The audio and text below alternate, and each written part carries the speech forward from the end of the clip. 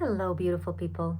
This is Rebecca here. We're remembering our greatness together, diving deep so we can raise our vibration high.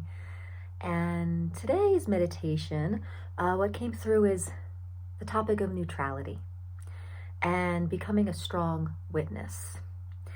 And it's interesting what came through. I don't know how this is going to land, but take it or leave it.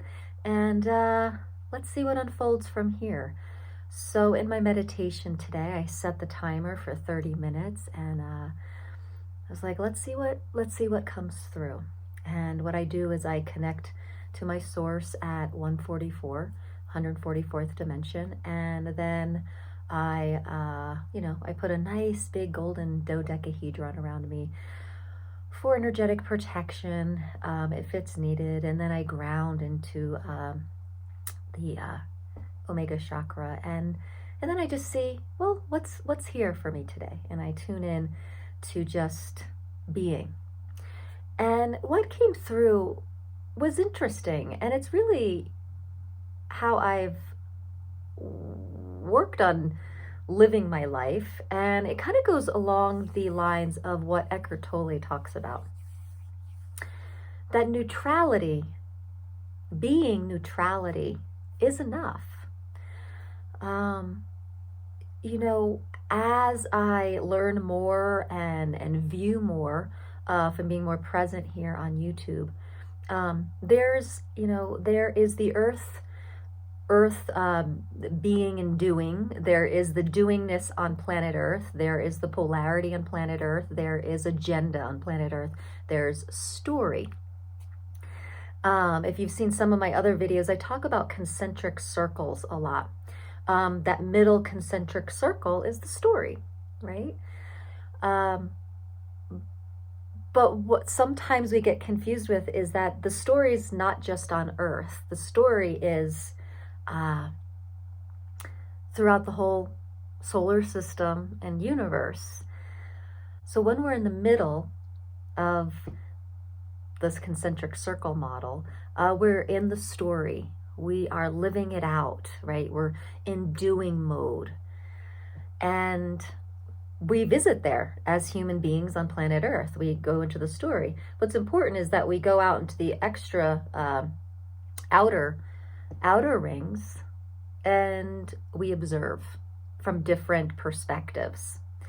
And so what became apparent in today's meditation was the really holding one of the outer rings, right? Neutrality, no agenda, witness, really witnessing it all without emotional response. How do we do that? How do we witness all the things that we're seeing through social media, because social media allows us to see the whole world now? How do we hold all that in just a neutral witnessing? Well, we meditate and we ask for that space of being. And so when we're tuning into source is actually agendaless, okay? There's no polarity at source. So if we're tuning into a God and a source that actually has polarity, it's a part of source that actually is at a lower density, or a lower number density. Okay, so if you're tuning into a source as source and yourself at source, there's nothing there. It's the I amness. All of this is happening for source to get energetic feedback and experience with no agenda. So it kind of boggles our human mind to think that a source energy would want to just have experiences with no judgment of it. It just wants experience. And it's this creation force. This is the way I see it anyway. It's creation force that kind of gets spit out of source, that has all of the more of the story and the agenda. And so what we're hearing about the Great Awakening and about solar flares and about even all the planetary alignments and paradigm shifts, that's still agenda and it's still a story, okay? And it's a very interesting one. So there are people holding different agendas and different polarity, and perhaps that's what they're contracted to do. We can bypass those contracts and we can destroy and uncreate those contracts if we feel ready to. And holding neutrality on planet Earth is a really powerful space of being. And it's hard. It's hard to do, but, or it can be. Because of a lot of the judgment that comes at us or at you when you hold neutrality. But just being an observer of the story without getting too wrapped up into it and without being like jumping in to be a helper or a savior, it's challenging, you know? And so we really have to have a deep practice of stillness that helps us really cultivate this neutral witnessing. Right before my meditation, I read this article about what just happened in Honduras with the hurricanes, and they have no water. They have they're having to go into shelters together, and yet the virus is breaking out in certain areas of the shelter, and they're like, what do we do? You know, it's just, and I was practicing, you know, being in the storm, you're like, oh my gosh, and then practicing coming back out into the witness of it. And actually, this is how I watch movies too, because a movie is a story, right? And it's a creation story, it's a polarized story. And so, you know, we just watched the 7, back to back, we just watched Harry Potter, the series. Each weekend we watched a new one. And so, you know, the end gets pretty intense, and I was practicing just observing, and I could feel myself contract and watch and really get into it. And then I was, you know, opened back up, and it was fun to watch these movies as a conscientious or a neutral observer. And so a lot of times as humans, we're like, am I doing enough? I feel so hopeless. What can I do? And if you feel called to do this, go from this concentric circle, the inner circle of story, agenda, and polarity, and come on out a few circles and hold the perspective of neutral observer, neutral witness. Okay? Bringing that sense of source energy to the planet. What if that's enough? What if that's a lot to just be that a beacon of holding that neutrality? You know, it's not everyone's calling, but tune in. Is it yours to do? Is it yours to hold the neutrality of no agenda, no polar side, right? No story. You know, so recently, as I was doing some new work, I started to notice that this was the work was really wrapped up in some cosmic stories, and I started kind of getting seduced by it, and then started to realize, like, oh my gosh, even though it's cosmic and etheric and even though it's a bigger story than humanity's story, it's still a story. It's still a universal story. It's still a planetary story. So I kind of backed out a little bit and was given the perspective of neutrality again. And noticed that, wow, even these spiritual or energetic stories are stories and agendas, and they're polarized, and there's going to be polarization at all different levels. And there's choice at all different levels. So we can hold the neutral perspective at every dimension, at every level of energetics. And it's just a choice. And you can tune into what's yours to do. And there's no right or wrong, or, you know, there's no fighting this perspective. If you're hearing this and you're like, wow, okay, I wonder what it's like to hold neutrality and just witness. Go for it. See what that feels like. And if it's yours to be in the story, whatever story it is, a human earthbound story or a planetary story or a dimensional story, go for it. See where you feel pulled. And what I have been learning a lot of is like we are multidimensional, and there's aspects of ourselves at all different dimensions. And we can integrate those, or we can keep those as separate. It's just a choice. And some of those aspects of ourselves may have kind of strayed and perhaps maybe not sanctioned at the highest source. So tuning into that. And that's a story too. It starts to really boggle our minds, but tune in, because awareness is the saving grace of all of this. Tune in this moment of time of what you are aware of. You know, are you aware of that a certain aspect of yourself is outdated and you're ready to pull it back in or cut the cords and the contract with it? And you can do that. If you're ready to work with a higher aspect of yourself, closer to the aspect of source energy at 144th, then go there. So we have choice and we have awareness. What I have become very aware of, just from my own experience of how I was worked with, is that it's tough for others to tell you or give them their awareness about what they think you should know about the higher aspects of yourself.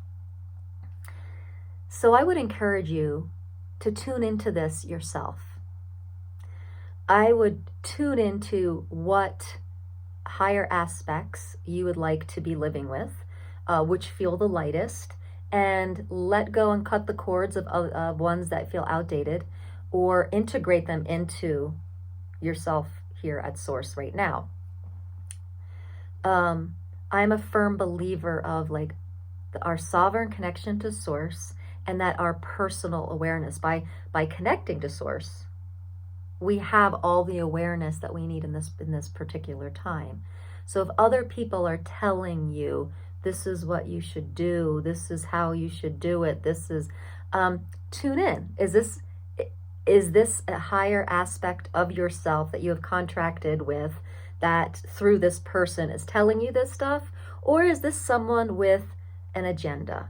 Is this someone with an egoic story? Is this someone that has a polarized story that really is trying to get followers? There's a lot to become aware of, and only you know, through you at source, what is appropriate for the now moment for you, for your personal evolution. That is the evolution of the whole as well.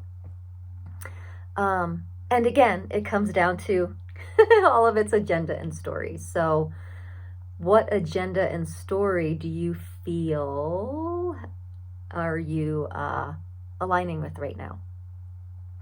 And which one feels outdated? So when we talk about old programming, a lot of times we think of old programming in this lifetime. We think about our childhood. We think about our young adulthood. We think about things, beliefs and thoughts that have been said to us that we bought into, and we're ready to let go of that programming. But programming can be dimensional and past lives, and whatever past lives really are, perhaps it's all just dimensions, multi-dimensions of different timelines and dimensions of our soul that are living out, and we can tune into all of that that's outdated too, and we can clear and cut that as well. There's a lot to be aware of, and if it feels overwhelming, all you have to do is ask for your highest self, sanctioned at source, that is a contribution in this moment, space, and time. And that'll lead you to what the next piece is, perhaps. So, practicing neutrality, if you're feeling called to that, I feel like this is really in alignment with the work that Eckhart Tolle does, that radical presence, complete neutrality, not being seduced by the pain body or an agenda or an egoic polarity that wants to go this way, or, telling people you have to go this way. You don't have to do anything, okay? Everything's fine up at source. And there's no agenda and no story up at source. That's why holding that perspective here is like bringing source energy to planet Earth. And that has a real benefit in between the polarity. There'll always be polarity on planet Earth, but what if we can decrease it by holding neutrality and not giving in to the story? I've had several people in my life cry about my choices, spiritual choices. I have some people that think I'm going to hell, some people that I'm going down with the ship, some people think that I'm, crying for my soul. And, I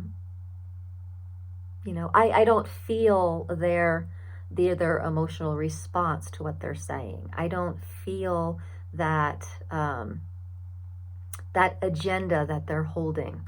Yet they feel like their awareness is true about me. And this is the kind of stuff that can be confusing. And it's the kind of stuff that we just have to go out into these broader perspectives. People that are crying over your soul are really stuck in, I don't know if they're stuck, but maybe they are, because if they're really crying over something and they're in a dense polarity, a dense story. And we can play with story. We just have to keep going in and out of the other perspectives like this. When we're really here suffering and emotion, we're kind of stuck.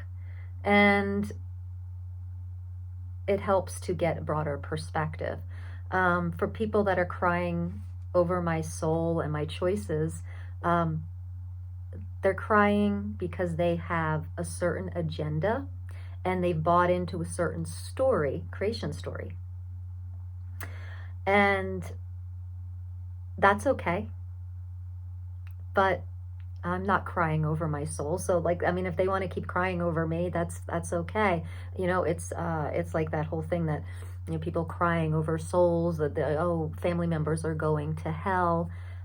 Whatever hell is, that's another story. So if you have people crying over your spiritual or energetic stories, just hold that witness over for them.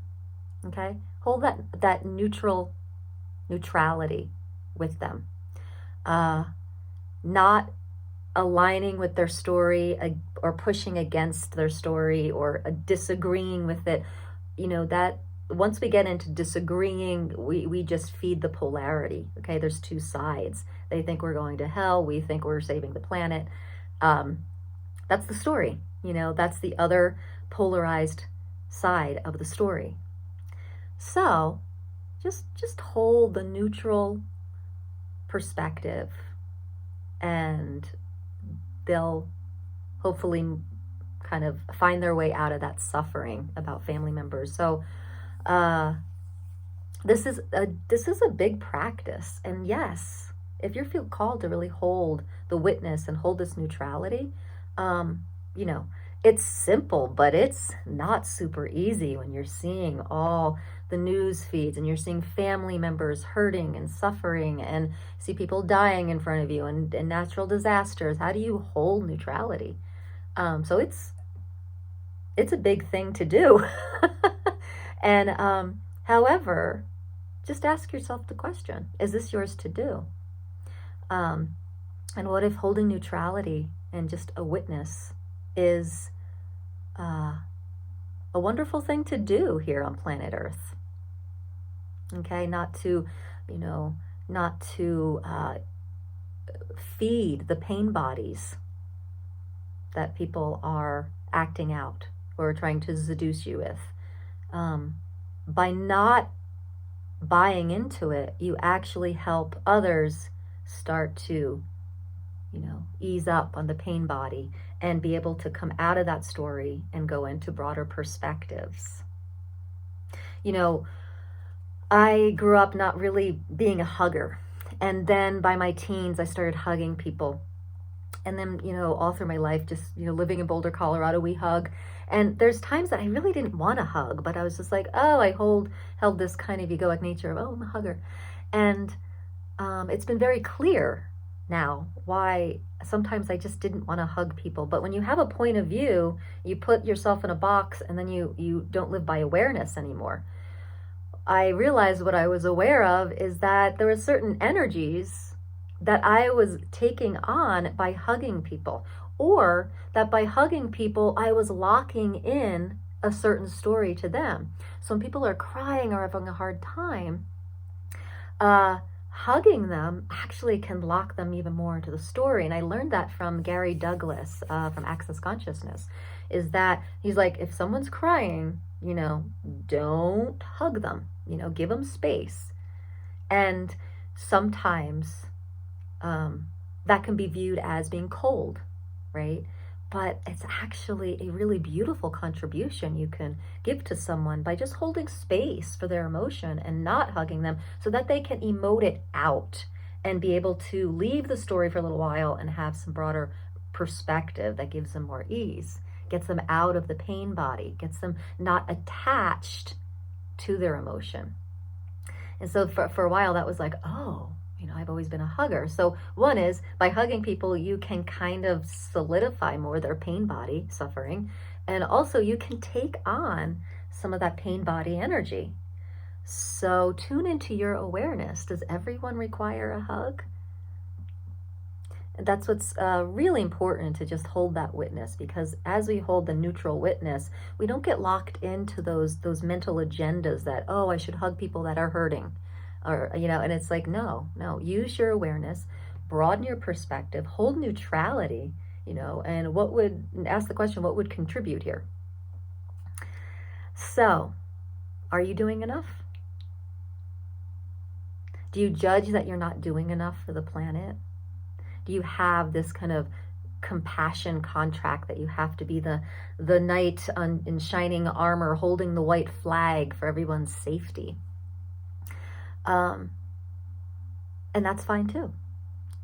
But if you're kind of getting exhausted with that role, notice that, is it time to start holding the neutral witness perspective and just holding neutrality? So guys, what do you know about this topic? Let me know in the comments. And thanks so much for tuning in today and being part of this high vibe tribe. And if you want more things about expanding consciousness, great awakening, and tools and practices to hold neutrality, raise your vibration, be sure to click the bell and subscribe. Namaste.